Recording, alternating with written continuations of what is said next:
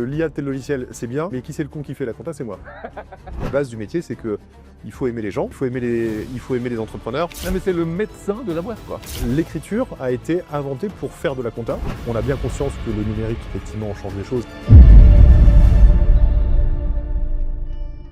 Bonjour tout le monde, bienvenue dans ce nouveau numéro de Dixit. Ravi de vous retrouver en plateau. Vous le savez, dans cette émission, on parle beaucoup d'entreprises, beaucoup d'entrepreneurs, mais c'est vrai qu'on parle un peu moins de ceux qui les accompagnent, de ceux qui les guident quand ça tangue un peu parfois. Je parle souvent des experts comptables. Eh bien aujourd'hui, on a beaucoup de chance parce qu'on soit le patron des experts comptables. Il s'agit de Damien Charrier. Damien Charrier est le président de l'Ordre des experts comptables. Bonjour Damien. Bonjour. Bienvenue à la maison. Merci. Je le disais, on parle beaucoup des entrepreneurs, beaucoup de ce qui fait l'actu dans le business et tout ça, mais finalement, assez peu, c'est une profession qui est un peu dans l'ombre. Je sais pas ce que vous en pensez. Alors c'est souvent le reproche qu'on fait aux experts comptables quand on parle de l'attractivité de la profession. Maintenant, on n'est pas dans l'ombre pour les chefs d'entreprise. C'est-à-dire qu'il y a, c'est sûr. En fait, il y a un vrai décalage entre la perception des chefs d'entreprise et ce qu'ils pensent de leur expert comptable. Parce que là-dessus, on fait des études régulièrement, d'études d'opinion, et on a plutôt effectivement une très bonne cote auprès des dirigeants. Enfin, on est là pour les accompagner tout au long de leur vie d'entrepreneur.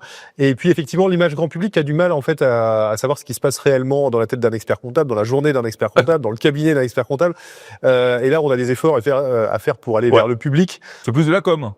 Oui, c'est plus de la com. Ouais, ok. Voilà. Alors, on va y venir dans quelques instants, mais je me dois cette politesse aux gens qui nous regardent. Il y a beaucoup d'entrepreneurs qui nous regardent et on a de la chance, beaucoup d'experts comptables qui nous regardent.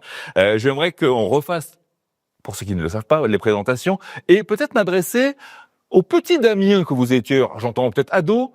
Est-ce qu'il y a des signes, est-ce qu'il y a des caractéristiques de ce jeune homme qui ont persisté avec le temps, qui sont encore là? Quel enfant vous étiez, vous? Oui, je pense qu'il y a des choses qu'on retrouve. D'ailleurs, je suis pas mal d'experts comptables. Ouais. Il y a le fait d'être un peu hyperactif, parce que c'est un métier dans lequel il y a du rythme. Il faut se dire qu'en fait, on vit au quotidien avec des entrepreneurs, donc un entrepreneur c'est pressé tout le temps. Ça doit décider vite, ça doit faire les choses vite, et donc en fait, le cabinet c'est un peu une ruche. Voilà, c'est quand même un marqueur de la profession, donc faut aimer qu'il y ait quand même de l'action, et que ça bouge. Et ça, voilà, j'étais un peu comme ça. Bon camarade. Alors ça c'est un autre aspect du métier. Alors j'allais dire aussi éclectique. Ça c'était un truc que je savais jamais répondre à des questions du genre c'est quoi ton groupe préféré, parce que j'avais plein de groupes préférés. Et c'est aussi une caractéristique du métier, c'est-à-dire qu'en fait c'est tellement vaste. On fait du social, on fait de la fiscalité, on fait du juridique, après on fait de la finance d'entreprise. On doit répondre à toutes les questions, des questions auxquelles on n'a pas toujours la réponse, donc il faut faire de la recherche. Et puis bon camarade, oui. Bon camarade. Ça, c'est probablement le truc du métier dont on parle le moins. En fait, c'est l'aspect humain. Donc voilà, ado, enfin indispensable. Et puis étudiant, j'aimais bien faire la fête. J'organisais des trucs pour l'association. Voilà, il y avait ce côté le bon pote, d'accord. à se tourner vers l'humain, et ça reste un métier de service en fait. C'est-à-dire que la base du métier, c'est que il faut aimer les gens, il faut aimer les entrepreneurs, et donc ça, on retrouve ça. Je pense que ça existait avant et ça existe encore évidemment. Et ça va être amené à être conservé. Est-ce qu'il y a, je demande souvent ça à mes invités, un moment de bascule, une rencontre un peu qui a changé votre façon de voir les choses dans votre vie, quelle qu'elle soit, que ce soit perso ou de carrière? Alors, ce sera plutôt carrière. J'aurais plein, effectivement, forcément. On se construit au contact des autres, donc. Mais s'il y en a une, c'est un ancien président du Conseil national, qui était un Normand aussi, qui était Francis Windsor, et j'ai eu la chance en fait d'être recruté dans son cabinet. Alors lui, il était plus actif en fait, puisque il était plus président du Conseil national, et il était plus vraiment actif dans le cabinet. Mais n'empêche que le jour de mon embauche, c'est lui qui m'a reçu.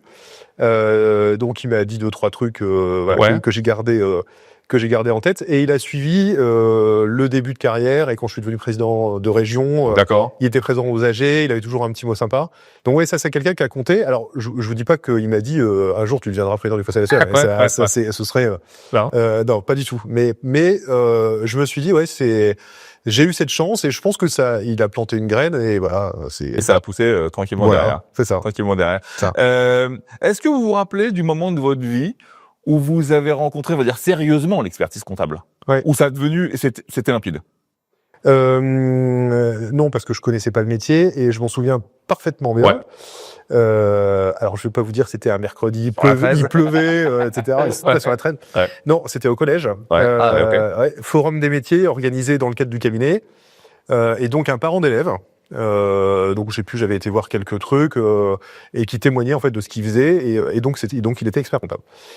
Et il m'a expliqué les choses telles qu'il les vivait lui à l'époque, en me disant dans l'expertise comptable il y a plutôt le volet juridique ou plutôt le volet économique. Moi à ce moment-là j'étais assez intéressé par l'économie, les maths, tout ça, et je me suis dit tiens ce qu'il m'a dit en tout cas m'a parlé. Ouais. Et puis en fait je peux pas vous dire que j'ai pas trouvé une meilleure idée, mais d'accord, mais ça a fait son chemin. Ça a fait son chemin. Du coup, je me suis renseigné sur la filière. J'ai vu que j'ai retrouvé pas mal de choses. Le caractère éclectique, c'est-à-dire que j'étais pas obligé de faire des choix.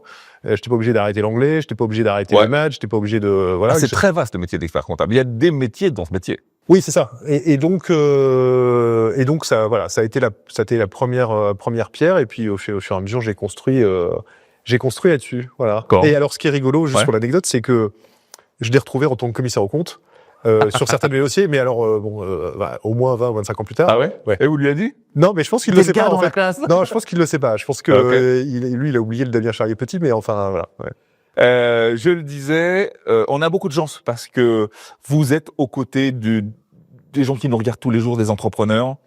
On le sait tous, nous sommes premier trimestre 2026. C'est très chahuté, c'est très bousculé, c'est très anxiogène, que ça soit à l'intérieur ou à l'extérieur. Comment vous les trouvez, nos entrepreneurs, en ce moment, vu de votre fenêtre? On va pas se mentir, hein, c'est quand même pas la fête tous les jours. Les sujets que moi j'aborde avec mes clients. Alors, le chef d'entreprise. On va le rappeler, vous êtes expert comptable. Hein. Ah oui, vous avez votre cabinet, vous avez le main dans le cambouis tous les jours quand même. Hein. Oui, j'ai effectivement, je suis président du Conseil national, mais je revendique aussi d'être un expert comptable de terrain, et c'est important parce que pour bien diriger en fait la profession, je pense qu'il faut aussi de temps en temps savoir ce qui se passe voilà, dans le cabinet sur le terrain. Donc j'ai effectivement des clients, j'ai des associés, j'ai des collaborateurs, donc je vis l'habitation numérique, enfin peut-être des sujets dont on reparlera, mais et ce qui concerne les clients, en fait le chef d'entreprise par nature, il est quand même assez résilient. Donc il est habitué en fait à faire des choix difficiles. Ce qui est compliqué aujourd'hui, c'est que le cadre en fait on n'en a pas. Ça fait quand même 2 ans qu'on a une loi de finances qui tarde à arriver.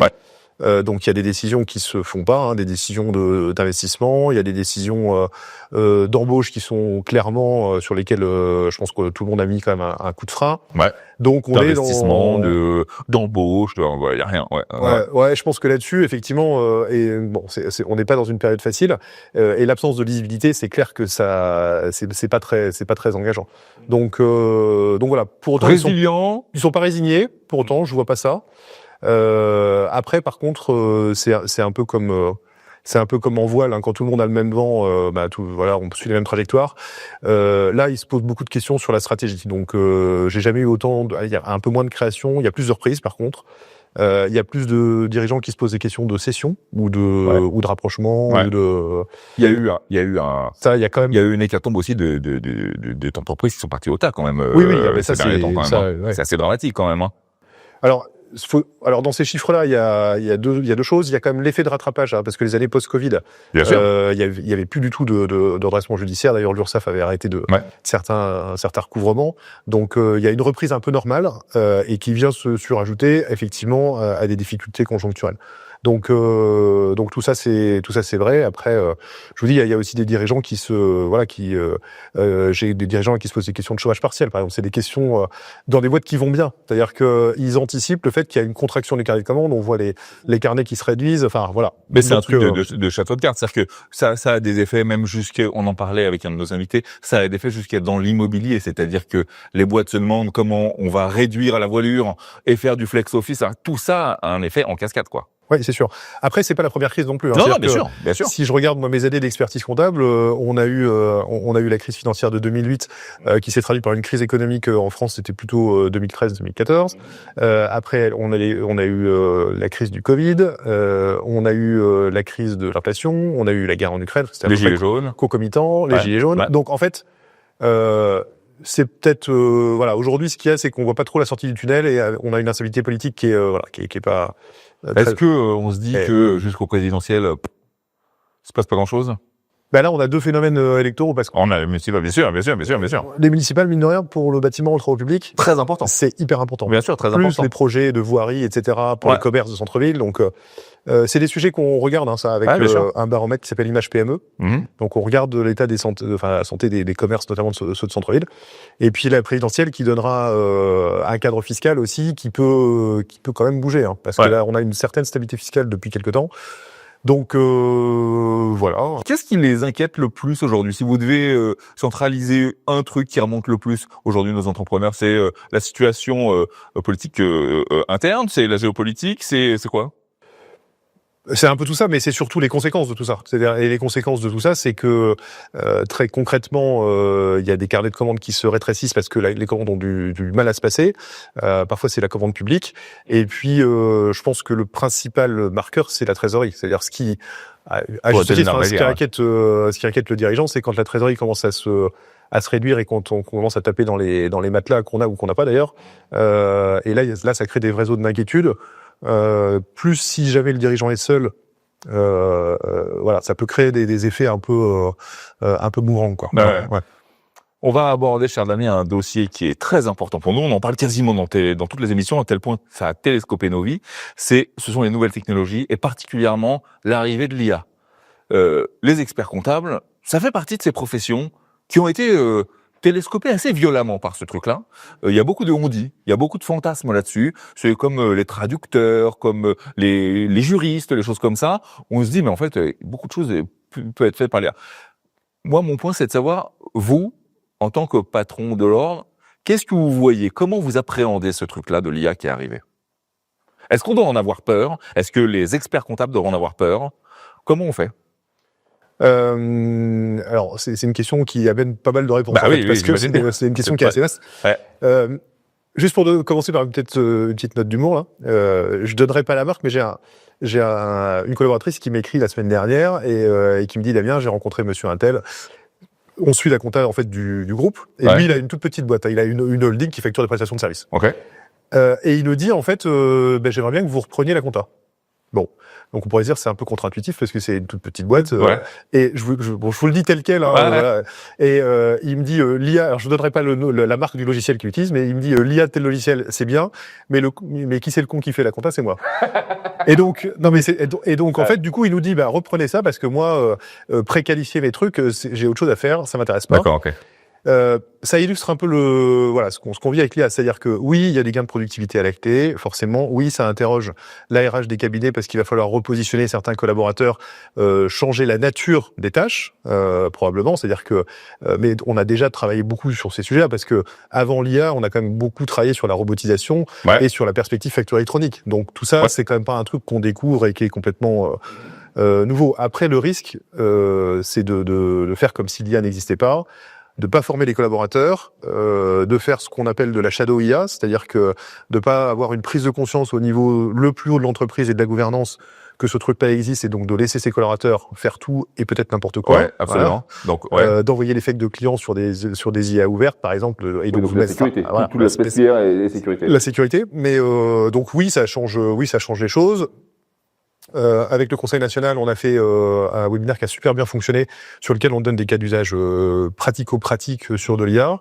Et après, il y a différentes graduations, c'est-à-dire que vous avez de l'IA embarquée qui aide à faire de la pré-codification d'écriture avant la validation. Vous avez de l'IA pour la recherche documentaire. Vous avez de l'IA qui commence à arriver.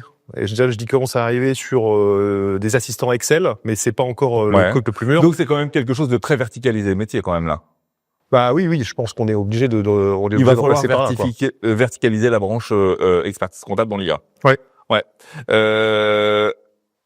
Cela dit, le métier d'expert comptable, est-ce qu'on est d'accord pour dire que tout ce qui est faire les fiches de paie, faire des trucs comme ça, en fait, ça, on va dire les tâches chronophages et peu intellectuelles, donc j'ai envie de dire, vont être peu à peu remplacées par des genres de choses d'IA, mais que le rôle de l'expert comptable, il y a peut-être un nouveau chemin à trouver. Et je le vois plus comme le rôle d'un copilote d'entreprise.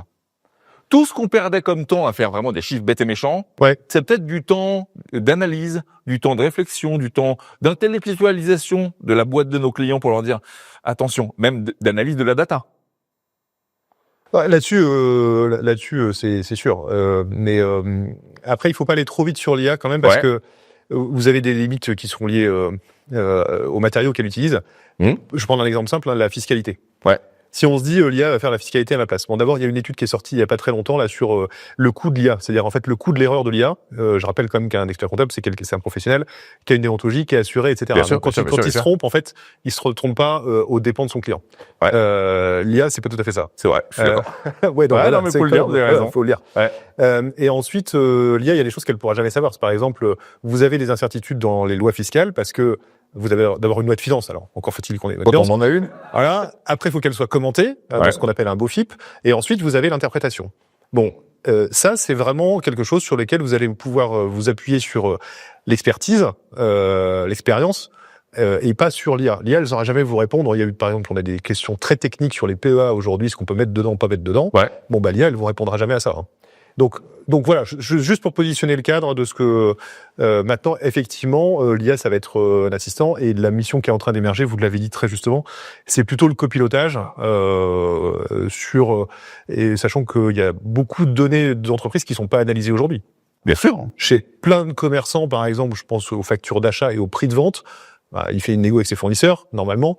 Je suis pas sûr qu'il regarde sur toutes les factures, qu'il vérifie les prix d'achat, etc. Clairement. Personne ne le fait aujourd'hui. Enfin, personne, sauf dans les boîtes très organisées où il y a un système d'information, mais ça, on pourrait le faire demain. Ça m'amène cette modification de la mission de l'expert comptable qui va avoir lieu avec le temps et elle va se faire dans l'ordre. Ça m'amène quand même un volet RH sur la profession. Oui. C'est un vieux métier, expert comptable. C'est un métier noble et donc qui a été enseigné dans les écoles. On apprenait à être expert comptable, expert comptable. Bon, la donne, elle change un peu. Il y a des métiers comme ça. Je parlais tout à l'heure de traducteur. C'est un exemple qui m'est assez proche. Il y a eu une certaine forme de désamour de ce métier-là par les étudiants parce qu'ils disaient mais en fait, est-ce que je vais vraiment là-dedans? C'est quand même un truc qui est quand même assez violemment télescopé par l'IA. Qu'est-ce qu'on leur dit à ces jeunes aujourd'hui en disant « Mais venez, il y a plein de choses à découvrir dans l'expertise comptable et vous avez raison, ça va être un nouveau monde, mais on est pile à la croisée des chemins. » Comment vous leur parlez à ces jeunes qui pourraient se dire « Ah, est-ce que je vais quand même dans l'expertise comptable ?» On dit c'est un vieux métier, vous savez vieux à quel point ou pas? Non, alors, moi je dirais 1100, 1200. Alors en fait, parce que il se trouve que la profession d'expertise comptable, elle a eu 80 ans l'année dernière, à l'occasion du congrès, puisque c'est une ordonnance en fait de 1945, général de Gaulle, après-guerre, pour reconstruire l'économie française, aider à reconstruire l'économie française. Mais en fait, donc du coup, on a fait des recherches historiques pendant ce congrès là, pour fêter les 80 ans, et en fait, c'est moins 3200 avant Jésus-Christ. En Mésopotamie, et en fait, il se trouve que l'écriture a été inventée pour faire de la compta, puisque et à l'époque donc c'était les scribes en fait qui écrivaient sur les tablettes d'argile pour justement officialiser les choses. Voilà. Et donc ce qui n'a pas changé. Ah, je l'avais entendu chez les notaires ce truc-là. Ah oui, d'accord, ok. Ouais. Ah, donc oui, parce que le droit de propriété c'est pareil. Exactement. C'est exactement le même genre d'histoire. C'est hyper ancien. Mais donc ce qui n'a pas changé, c'est qu'en fait pour qu'il y ait que l'économie se développe, pour qu'il y ait des échanges, il faut de la confiance, et pour qu'il y ait de la confiance, il faut un socle à la confiance, et ce socle c'est la comptabilité. Absolument. Donc ça c'est un truc qui n'a pas changé. Moi j'ai eu la chance d'enseigner pendant près de 25 ans dans la filière. Donc évidemment je disais pas aux étudiants vous arrivez dans une filière no future. Enfin, ça n'aurait aucun sens. Non, mais il y aura toujours quelque chose. Et en fait, ce qui m'a toujours surpris, en fait, c'est qu'il n'y ait pas de prise de conscience à quel point, dans n'importe quelle organisation, que ce soit interne ou externe, le comptable interne ou l'expert comptable externe, c'est toujours le bras droit du dirigeant. C'est toujours, en fait, le directeur financier, en fait, c'est toujours le numéro 2 de la boîte. Absolument. Voilà. Quand c'est pas le numéro 1, d'ailleurs. Exactement. Parce que, en fait, on a aussi dans les cabinets, c'est des entrepreneurs, donc c'est plutôt le numéro 1. Mais donc, on peut pas se passer de la fonction financière. C'est un truc. Il y a qu'à voir les ministères, d'ailleurs, le ministère des Finances et le numéro 2 du gouvernement. Voilà. Donc du coup, voilà, une fois qu'on a dit ça, alors après, effectivement, oui, la façon dont on remonte l'information, la façon dont on la traite, mais je dirais tout ça, ça bouge en permanence. Ça bouge depuis que moi j'ai commencé. J'ai commencé au siècle dernier, millénaire dernier, mais c'était Excel 4 à l'époque, voilà. Ouais. Et déjà à l'époque on disait on l'a saisi, c'est fini. Bon ça fait quand même 30 ans. Et nous au final on accompagne ce mouvement-là et on sera content qu'on simplifie, qu'on rationalise, etc. quoi. Et donc les jeunes, viennent quand même dans ces professions-là. Il y a de la demande, il y a du boulot. Alors il y a du boulot, oui. Il y a de la demande aujourd'hui. On recherche plutôt des profils. Et si on regarde la population dans les cabinets, c'est les chiffres que j'ai pas donnés, mais il y a 22 000 experts comptables en France, donc le territoire métropolitain et outre-mer, et il y a 190 000 collaborateurs dans la filière. Si on regarde quelques années en arrière, l'effectif a augmenté de presque une vingtaine de %. Donc en fait, on est en augmentation constante d'effectifs. Par contre, ce qui change, c'est les profils.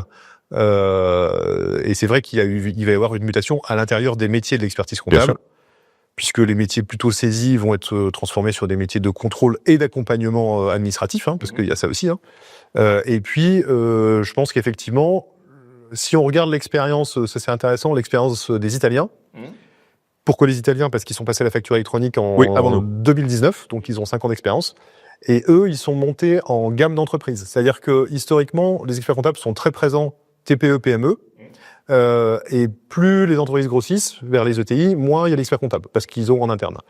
Et en fait, l'expérience des Italiens, c'est qu'ils ont augmenté, en fait, sur les entreprises plus grosses, en fait. Ils sont arrivés avec d'autres propositions de valeur. D'accord. Et on le disait avec un de nos récents invités, il nous disait, peut-être à terme, le petit cabinet d'expertise comptable, il y en aura presque plus, parce qu'en fait, ça va être centralisé chez des gros qui seront multispécialistes.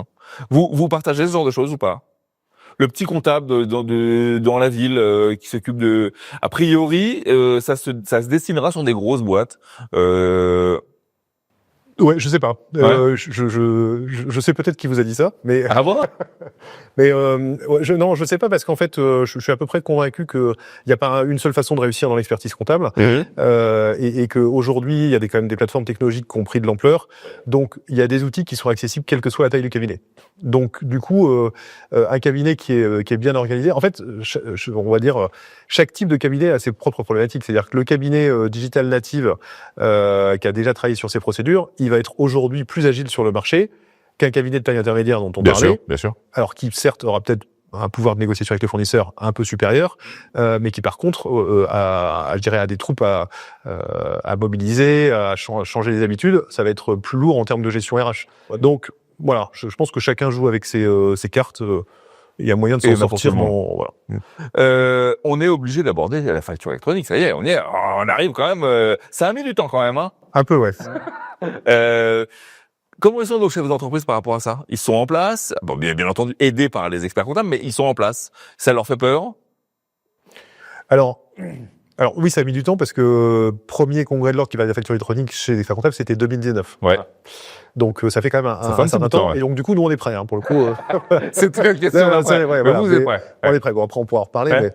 Mais, donc nous on est prêts. Et alors ce qu'on peut dire, c'est que les chefs d'entreprise, on a fait pas mal. Alors si on parle des organisations professionnelles, je pense notamment à l'UDP, au MEDEF, la CPE. Ouais. On a beaucoup travaillé avec eux.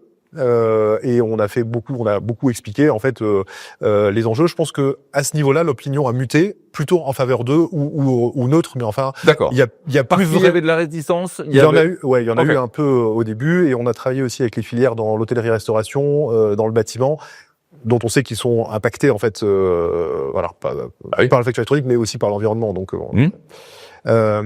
et ensuite, les chefs d'entreprise, ceux qui sont accompagnés par les experts comptables, je sens pas d'inquiétude particulière sur le sujet. C'est en gros l'expert va me gérer ça, quoi. C'est tous ceux pour lesquels en fait on fait la compta, c'est beaucoup ça. Ouais. Okay. Donc et après effectivement aussi, on pourra dire comment on est dans les cabinets, mais c'est beaucoup ça. Voilà. Après et puis la réforme française, c'est une réforme crescendo. En plus, on a l'avantage de voir j'ai parlé d'Italie tout à l'heure, mais là il y a la Belgique. Ils sont rentrés au 1er janvier. Ça a marché. Ça a marché. Ils étaient à 60%, donc ils étaient un peu inquiétants. Ils sont rentrés dans la réforme, ils étaient à 60% d'entreprise, pas à 100%. Là, ils sont montés à 80%.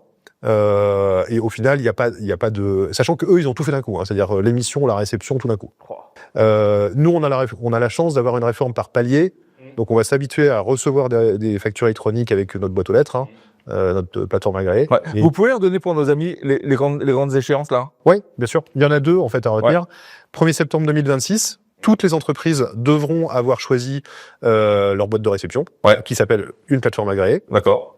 Encore un logiciel. Oui, voilà, c'est ça. Logiciel, okay. C'est une plateforme, et ce qu'on dit, c'est que parlez-en à l'expert comptable, puisque nous on tient à jour une liste de toutes les plateformes, ce qu'elles peuvent faire, ce qu'elles peuvent pas faire, combien ça coûte. Voilà. Et ensuite, il y a une deuxième. Et donc là, c'est toutes les entreprises. Et au 1er septembre 2026, celles qui devront émettre des factures électroniques, ce sont les grandes entreprises et les ETI, c'est-à-dire plus de 250 salariés. D'accord.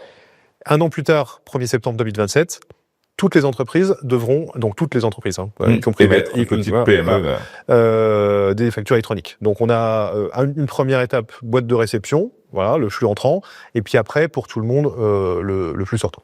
Ça concerne quand même 7 millions d'entreprises, donc c'est quand même, c'est pas rien. Et chez les experts comptables, on accompagne 3,5 millions. Donc en fait, on va faire notre part du job, mais pour ceux qui sont pas accompagnés d'un expert comptable, alors soit effectivement, vous pouvez aller en consulter un, mais sinon, c'est peut-être bien dans cette période de transition là d'être accompagné quand même. Je pense que c'est pas mal surtout une boîte qui serait à la limite des seuils ou qui est en train de se développer, c'est pas mal de prendre un contact externe pour voir un peu comment gérer le truc, quoi. Ouais, parce qu'il y a quand même du risque, mine de rien, de pas monter dans ce train de la numérisation et. Oui, c'est sûr. Ouais. Nos amis cabinets. Alors, ils en sont où par rapport à ça? Ils sont fébriles, ils sont en place, ils sont chauds. Ils sont chauds. Ah oui, ils ont attendu ça pendant longtemps. Non, en fait, ce qui se passe dans les cabinets, c'est qu'on a obtenu, parce qu'on s'est mobilisé fortement sur cette réforme, non pas parce que c'est une réforme pour les experts comptables, même parce que c'est une réforme d'intérêt général et qu'on y croit. On l'avait fait pour le prélèvement à la source, c'est 2019. Donc c'était un chantier important quand même, de modifier en fait la collecte de l'impôt sur le revenu. Et donc là, on le fait pour la facture électronique. Et ce qu'on mesure aujourd'hui dans les cabinets, on a la possibilité de faire signer à nos clients un mandat pour choisir pour leur compte en fait la plateforme agréée. Donc ce que sont en train de faire les cabinets, aujourd'hui, c'est de collecter les mandats. Donc quand on en parle entre nous, en fait, la question qu'on se pose, c'est à quel taux de mandat, voilà. Donc et il y a des cabinets qui sont les plus en avance sont à 60 ou 80%, et les moins sont peut-être à 20-30%. Donc là, il y a un effort à produire. Et une fois que ces mandats seront signés et que chaque cabinet aura finalisé en fait ses contrats sur la plateforme agréée, c'est plutôt de l'onboarding collectif qui va se passer. Okay. Donc, ce qu'on s'attend à voir, c'est plutôt en fait une augmentation des chiffres assez fort sur la fin du deuxième trimestre 2026. Vers juin 2026, je pense qu'on va commencer à avoir des marqueurs sur le niveau de préparation réel de la profession. Et donc, à notre congrès de Paris mi-septembre 2026, là, je pense qu'on sera en plein dedans, parce qu'on sera à 15 jours du lancement. Voilà. C'est un sacré chantier. Est-ce que les experts comptables, et vous en tête de file, vous êtes conscients d'être une certaine forme de croisée des chemins et des entreprises françaises et des métiers et de l'expertise comptable et du métier même de l'expertise comptable? Oui, je pense que ça, il y a... Ça vous oblige un peu quand même, ce truc-là. Oui, c'est sûr. C'est sûr que dans la vie des instances, en fait, il y a des périodes fortes et que là, en fait, il y a quand même, les instances ont un rôle important d'accompagner, en fait, au long cours cette réforme. Alors, l'accompagnement, il se fait à la fois en interface avec, c'est vrai qu'il faut le dire quand même. Il se fait en interface avec Bercy, quand même. J'allais vous dire, vous avez un bon discours avec Bercy. Vous avez un tuyau ouvert, quand même. Oui, alors. Faut parler bien. Franchement, on a effectivement de bonnes relations et de très bonnes relations avec Bercy. Alors sur le sujet facture électronique spécifiquement, parce que on voit régulièrement le chargé de mission national du projet facture électronique. Donc on est à même effectivement de faire part de nos difficultés. Et c'est exactement ce qui s'est passé pour le prélèvement à la source. On avait exactement le même type de dispositif. Et donc ça fonctionne bien. On discute avec la haute administration, donc avec Bercy au plus haut niveau. Et puis, on a la chance, je le dis aussi, d'avoir une ministre du budget qui est aux affaires, qui connaît le dossier, et qui est stable. Et parce qu'en fait, faut le dire. Et donc, du coup, en fait, il y a un suivi dans les projets. Et donc là, on a plutôt un tuilage entre, on va dire, la fonction ministérielle, l'administration et la haute administration, et puis les corps intermédiaires qu'on représente nous pour les experts comptables, qui fonctionnent plutôt très bien. Donc on a une bonne courroie de transmission. Nous on fait le boulot auprès des entreprises aussi. Voilà, je pense que voilà. C'est bien de le dire, quoi. Ouais, c'est bien. Juste pour celles et ceux qui n'auraient pas le même niveau de compréhension de ça et qui sont un peu loin de la facturation électronique parce que c'est pas leur job et tout ça. Qu'est-ce que ça va changer, la facturation électronique, concrètement, pour et nos concitoyens et nos entrepreneurs? C'est quoi? C'est aller récupérer des pognons qui étaient bloqués un peu à droite à gauche? C'est quoi l'enjeu principal? Alors, il y a pas réellement d'enjeu fiscal. En fait, C'est à l'initiative de l'administration fiscale et c'est l'administration fiscale qui pilote le projet, même si effectivement il y a un enjeu quand même TVA, et ça c'est vrai en France et c'est vrai partout en Europe. Maintenant, ce qui va changer, en fait, c'est surtout, je pense que c'est surtout culturel. Il y a de la techno parce qu'il faut choisir un outil, mais c'est surtout culturel. Ça veut dire qu'il va falloir apprendre à se passer du papier. Et ça, mine de rien, pour des jeunes entrepreneurs ou des startups, etc. En fait, ça va se passer comme une lettre à la poste parce que ils le faisaient déjà. Ouais. Après, pour certains commerces, effectivement, sur lesquels le papier est encore assez présent, c'est une évolution culturelle. Mais dans un premier temps, ça va déjà, en réalité, si on est objectif, ça va simplifier la réception de la facture. Ouais. Parce qu'aujourd'hui, une facture, en fait, vous pouvez la recevoir en papier, il y en a encore. Vous la recevez par mail, mais c'est pas de l'information structurée et d'ailleurs c'est pas toujours sécurisé au passage. Quand c'est des grandes entreprises, il faut se connecter sur le portail pour aller chercher la facture et donc il faut un login, un mot de passe que vous avez peut-être donné aux collaborateurs ou pas. Et ça, dans les cabinets et dans les entreprises, on le sait très bien. À la fin de l'année ou à la fin du mois, vous avez un appel, il me manque la facture de machin, sur le compte en banque, il y a telle et telle facture que j'ai pas. Si tout se passe bien, ça n'arrivera plus demain, ce genre de truc. Ouais. Voilà. Et est-ce que ça règle le paiement de la facture et la trésor?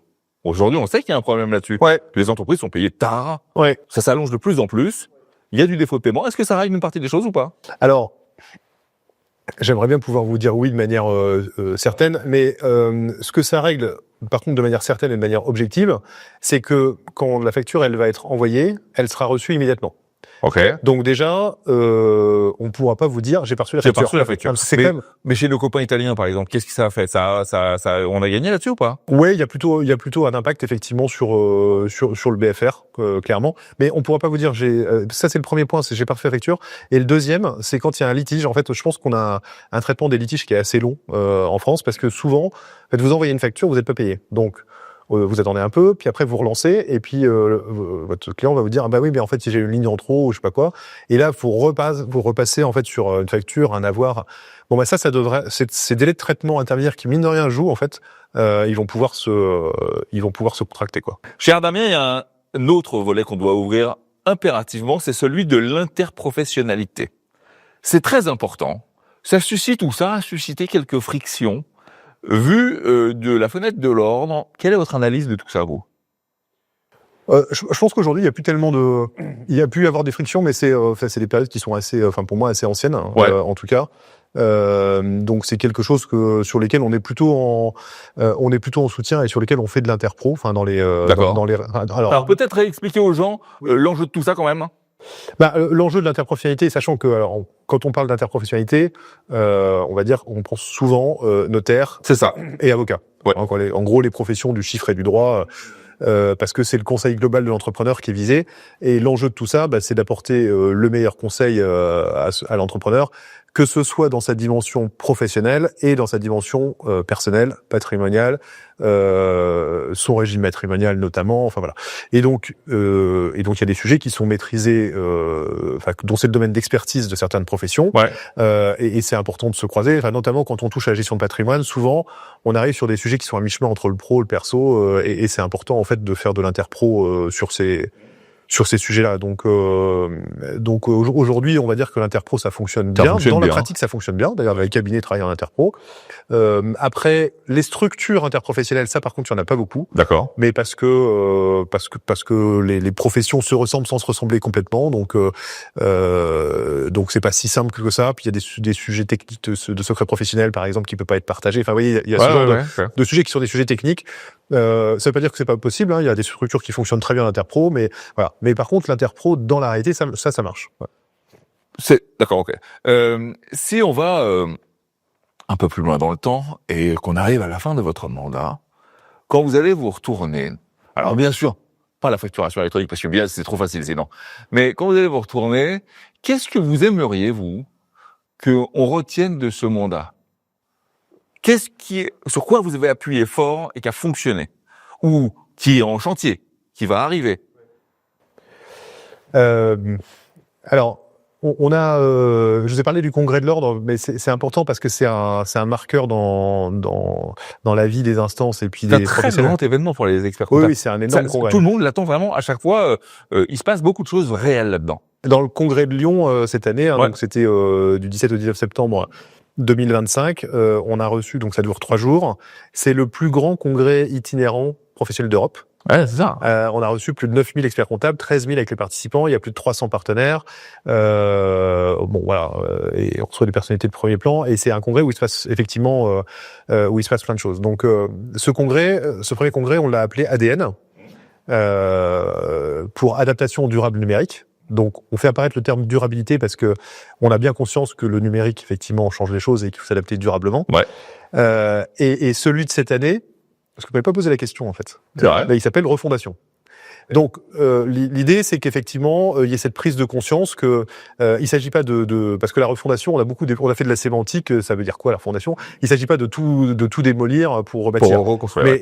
Mais par contre, de prendre conscience de ce que sont les fondations et de rebâtir à partir de ces fondations. D'accord, de socle fiable, ok. Voilà. Donc en fait, on est dans une phase d'accompagnement sur lequel on a un certain nombre de grands projets. Alors, je ne les ai pas évoqués, mais il y a notamment un projet de data lake, donc c'est-à-dire de constituer une base de données en fait pour la profession et qui sera utilisée pour mieux accompagner les clients demain. D'accord. Attends, les bases de données composées de quoi, que je comprenne bien? Alors, composer des datas les plus larges possibles, mais qui peuvent être des données qui peuvent aider demain au contrôle de gestion, de données comptables ou de données, voilà. Donc, de centraliser la data. De centraliser une partie de la data. On a ce projet-là. On a un projet qui est lancé, qui s'appelle Expert ID sur l'identité numérique professionnelle. Et donc, ça permet quoi, ça? Ça permet aujourd'hui déjà, mais ça permettra surtout d'utiliser son identité d'expert comptable et de la déléguer à ses collaborateurs pour se connecter à des systèmes d'information tiers. Ok. Pourquoi ce projet-là? C'est de la technique, mais quand même, en fait, quand on est expert comptable, on est tiers déclarant pour une entreprise, et du coup, on se connecte sur les caisses de retraite, on se connecte à l'URSSAF, on se connecte à la DGFiP sur le plan pro, sur le plan perso, on se connecte à VPI pour le compte 2. Enfin, on a un écosystème qui est hyper large, et donc, quand on est en train de généraliser de la double authentification, il faut que ce parcours déclaratif et ce parcours de tiers déclarant, il faut qu'ils deviennent fluides. D'accord. Et sécure. Pourquoi je prends ces préalables-là pour vous répondre effectivement à cette question en 2030, ce que j'aimerais bien, c'est que et puis je vous parle quand même de facture électronique parce que il y a aussi ce virage à réussir. Non mais c'est évident. Et donc de toute cette data qui va être demain dans les factures, et si on utilise correctement l'intelligence artificielle, on devrait pouvoir en faire quelque chose. Voilà. Est-ce que ça sera à terme, dans un futur idéal, est-ce que ça sera même prédictif pour l'aide au copilotage des entreprises? Ce serait l'idéal en fait. Est-ce qu'on pourra se dire, vu les datas là, dans 1 an, il va se passer ça sur ta boîte, il faudrait que tu passes plutôt par là. Oui, c'est-à-dire qu'en fait, on va avoir plusieurs phases. La première phase, ça va être la contraction des délais, parce qu'aujourd'hui, on reste quand même branché sur l'échéance. Et l'échéance aujourd'hui, c'est le mois. Donc, le premier impact, ça va être d'essayer de se rapprocher du temps réel, déjà. Ce qui voilà, c'est quelque chose de le dire, après de le vivre. En fait, il y a quand même un peu de boulot. Et effectivement, demain, de prédire des informations qui sont des informations aujourd'hui extra-comptables. Enfin, typiquement, en fait, quand vous signez un bon de commande avec un client, c'est une information extra-comptable, mais qui peut être traduite en compta. Donc, si on s'organise bien, effectivement, demain, on doit pouvoir faire tout ça pour donner des trajectoires ou corriger les trajectoires.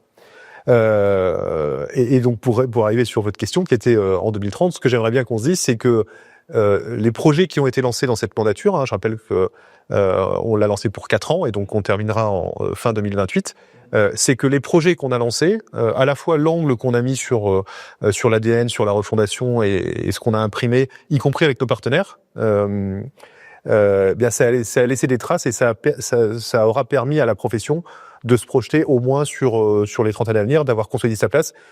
Et peut-être d'être monté en gamme aussi, c'est-à-dire d'avoir accès à des entreprises auxquelles aujourd'hui on ne s'adresse pas ou on ne s'adresse plus, faute de temps. C'est pas forcément, c'est pas une faute de compétences. C'est-à-dire que le prisme aujourd'hui est très branché sur la conformité, et si on arrive à digitaliser et à sécuriser, on va dire, cette partie conformité, on devrait pouvoir faire des choses plus intéressantes demain. Donc j'aimerais bien qu'en 2030 2030, on se dise, bon, voilà où on était en 2024-2028, voilà le virage qu'on a pris. Et qu'on a réussi surtout. Et voilà ce qu'on a réussi à faire, et voilà où en est la profession aujourd'hui. Si on se projette à 2030, elle est même, je vais vous emmener jusqu'à 2040, on n'est pas chaud, on y va. Quelle idée reçue vous aimeriez qu'on fasse tomber sur l'expert comptable? Le truc qu'on dit toujours et qui vous embête, et qu'on arrive à faire tomber, et peut-être avoir une meilleure lecture de ce métier-là. On le disait en début d'entretien, qui est pas souvent perçu, qui est pas souvent, on n'en parle pas beaucoup, c'est le métier de l'ombre. Oui, c'est. Je pense que ça se joue sur le côté humain. Ce que j'aimerais bien, parce qu'en fait, c'est la réalité que vivent en fait les consoeurs et confrères. En fait, c'est que leur métier, au-delà de la technique, au-delà de tout ce qu'on a expliqué, en fait, c'est d'accompagner les dirigeants. Et en fait, la vie d'un expert comptable, si on regarde une journée d'expert comptable, je pense qu'il y a la moitié du temps, au moins, où il est en interface avec quelqu'un. Bien sûr. Soit ses collaborateurs, soit des clients, soit des confrères, enfin, quel que soit le cercle qu'on fréquente, en fait, c'est ça la journée type d'un expert comptable. Ouais, c'est pas que des chiffres, en fait. Et donc, du coup, non, le chiffre, c'est la matière première, mais en fait, et d'ailleurs, on dit souvent que une vie, ça se joue à l'oral. Bon, bah, en fait, dans une vie d'expert comptable, il y a beaucoup de choses qui se jouent à l'oral, pour assurer un chef d'entreprise, pour partager, en fait, pour partager des trajectoires. Et ça, j'aimerais bien que ce côté humain, qui n'est pas perçu, par le grand public, c'est pas perçu. Ce soit ce qu'on est retenu, en fait. Et pourtant, les gens qui nous regardent sont beaucoup des entrepreneurs. On le sait tous. C'est-à-dire que c'est vraiment la personne la plus importante de la boîte, quasiment, l'expert comptable. C'est le confident du, voilà. Et puis, il fait pas que des chiffres, hein. On l'appelle pour plein de trucs. Pour, est-ce que je me plante pas? C'est vraiment du conseil, quelque part, hein. Moi, je sais pas, il est au courant de tout, hein. Il est au courant de la vie des enfants, parce que, il faut financer des études supérieures. Il est parfois au courant des problèmes de couple. Non, mais c'est le médecin de la boîte, quoi. Et donc, et ça, c'est une réalité. Et donc, c'est ce qui fait la richesse, clairement, de notre métier. Mais si jamais on arrive à faire en sorte que ce soit un peu plus perçu à l'extérieur, voilà. Ce sont des gens bien, les experts comptables. Plutôt, je pense, ouais. On arrive au terme de cet entretien. On va terminer comme toutes les émissions de Dixit par le fameux CTRL-Z que je vais vous prêter pendant un court instant. CTRL-Z, c'est revenir en arrière et refaire quelque chose, peut-être différemment. Maintenant que vous connaissez la fin de l'histoire ou la suite de l'histoire, peut-être revenir sur un passage de votre vie ou de votre carrière où, vous l'auriez fait peut-être un peu différemment. Ouais, j'ai une image qui me revient dans le cabinet. J'étais jeune associé dans le cabinet et j'avais lancé à l'époque, mais ça remonte à loin. J'avais lancé le projet Zéro Papier. Ouais. On est en quelle année là à peu près? Ouais, je pense qu'on est bien il y a 15 ans, quoi. Ok. Et en fait, j'y suis pas arrivé. Mais franchement, et d'ailleurs, je suis toujours pas arrivé, même si on est en train de s'approcher. Et donc, je pense que, alors j'en ai tiré quand même une expérience de ça, mais on a tendance à précipiter en fait les échéances technologiques et à se centrer en fait sur la techno. Et en réalité, les usages humains, que ce soit en entreprise ou dans les cabinets, ça change pas si facilement que ça. Donc on a une obligation dans les cabinets à concilier le temps court. Le temps court, c'est celui de la production, c'est celui des clients, et le temps long, qui est celui des projets. Et ça, c'est clairement une marge de progression de la profession, parce que, voilà, quand on dit qu'on est de la tête dans le guidon, c'est un peu vrai. Donc, si on veut passer ces caps qui sont engageants, il faut arriver à concilier ces deux trajectoires. Donc, voilà, c'est le conseil que je pourrais que je m'applique à moi-même et du coup que j'essaye de transmettre à la profession. Merci beaucoup de bien avoir passé ce temps-là avec nous. On y voit un peu plus clair, puisque vous avez raison, il faut parler des experts comptables. Un peu plus et de façon un peu plus positive. On vous souhaite bon courage pour ce passage à la facture électronique et puis pour tous les chantiers qu'il y a à faire, parce que là vraiment on compte sur vous. Maintenant c'est sur vos épaules. On mettra au bas de cette vidéo les informations sur l'ordre, comme ça les gens peuvent aller se renseigner et regarder un petit peu les informations. Avec plaisir. Vous qui nous regardez et qui nous suivez, on se trouve très vite pour un nouveau Dixit. D'ici là, tâchez d'être heureux, parce que le reste ça suit toujours. Bye bye.